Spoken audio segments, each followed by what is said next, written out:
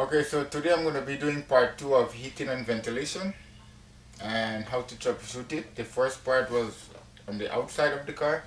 Now the second part I'll be doing inside troubleshooting, okay, which can occur at any time. So for example, you have a heating problem in the winter. Your car is not heating, you're not getting enough heat in your car. First thing you check for if your blower motor is working. The fan, when the fan is working, see if the fan is working. That's the first thing you check for. So let's for example your fan is not working, then you have to diagnose the problem. If the fan is no good or you have a burnt fuse. Okay. So first you're gonna be checking the fuse. If your fuse is good, then after that you're gonna go to your resistor. You have something that is named blower resistor. That's what controls the speed of the fan. Or in some case when the resistor is not working, it might work on 12 volt because it have a bypass. It can bypass and go direct to 12 volt. That means your fan only going to work it on high speed. It's not going to work from the first, second, third if it's a 4-speed control you have. Depends manual or electronic. Okay, so now we're going to see that your fan is working. Let's say for example your fan is working only on high. So we know that your resistor is not working. Your blower resistor, you need to change it. Or if your fan is not working period, first you have to troubleshoot, make sure that the volt is coming out from the resistor to your fan. Okay, so you're going to need a test light, and you might need a jumper cable, put it direct to the battery, positive, negative, and then you test the power to your motor. If you have a positive, and then you check for negative. So if you're going to check for positive, you have to put your test light on the negative, and then you test the positive, and you switch it around. You want to test for negative, you put the test light on the positive. So the way you're going to know which one is missing. You're missing the power or you're missing the ground. So if you have both power and ground, then your motor is no good. But if you're missing ground, you have to see where your ground is coming from. Or if you're missing the power, you know the power, maybe your fuse is burnt. But if you establish everything is correct, then you have to move to the next step. You have to check the power that comes to the resistor. And if the power is coming to the resistor, that's everything is good. You're checking the power coming out of the resistor. And if you establish the power is coming, the ground is good, then you replace your fan. That one source of your heating problem. Okay? Now say example, now your fan is working, but still you have no heat. You're only getting cold air inside. The air is cold, it's not heating up. Okay. So sometimes you have a vendor that control the hot and the cold, right?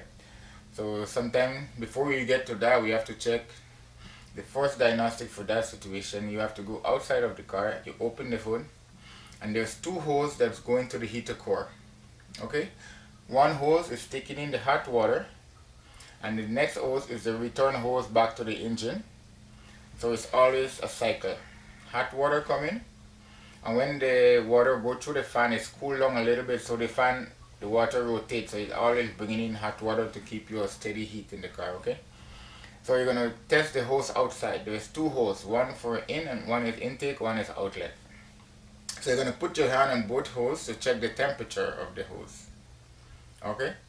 So if you check the temperature of the hose and they're in inferior temperature is hot, so you know that the delivery system is good. The temperature is hot, but there's no heat still not coming. Then you have to distinguish what system you have, okay? Like the Hondas and them, they have a shut-off valve inside of behind of the engine on the same hose, okay? And that's work manually. So you have two systems. Manually system is the one that you turn with the knob, and you have an electronic system that you push with the button. That's the two systems you have on your dash, okay? So you have to know which system you have. And the manual one, sometimes they close a valve on the line, on the hose. And sometimes what happens, that valve is damaged. It's closed, it's locked open. So what happened now, the water cannot pass.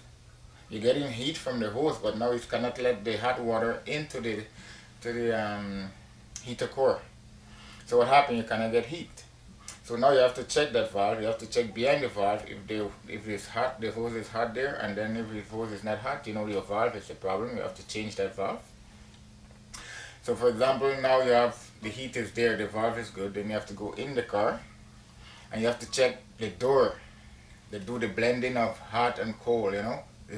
So when you want it hot, you turn it all the way to maximum, door open fully, or if you want not too hot, you turn it halfway, the door open halfway. So when okay, you prevent a certain amount of air to enter the vent. Okay, depending on the temperature you want. So you have to check that door if it's opening or it's closed or it's stuck closed. That way it's preventing the hot air from entering the car. So that's what you have to do. Well, that's under there is a little bit complicated. It's tight and it has some motor that open and close that door. If it's an electronic system, it's gonna have a motor that open and close. And if you have a manual system, it's have like a wire that pulls and open the door manually. So in that case, if it's a manual one, you can go underneath, locate it, you can disconnect the cable, and you can put it manual by your hand. You can turn it to the heated side, you turn it one side, and you see if cool air is coming, you turn it to the other side, and if hot air is coming, then you know that you have a problem with the venting. Electronics, a little bit more complicated because it's work with motor, and the motor, they are a little bit tricky to get to those screws to check that.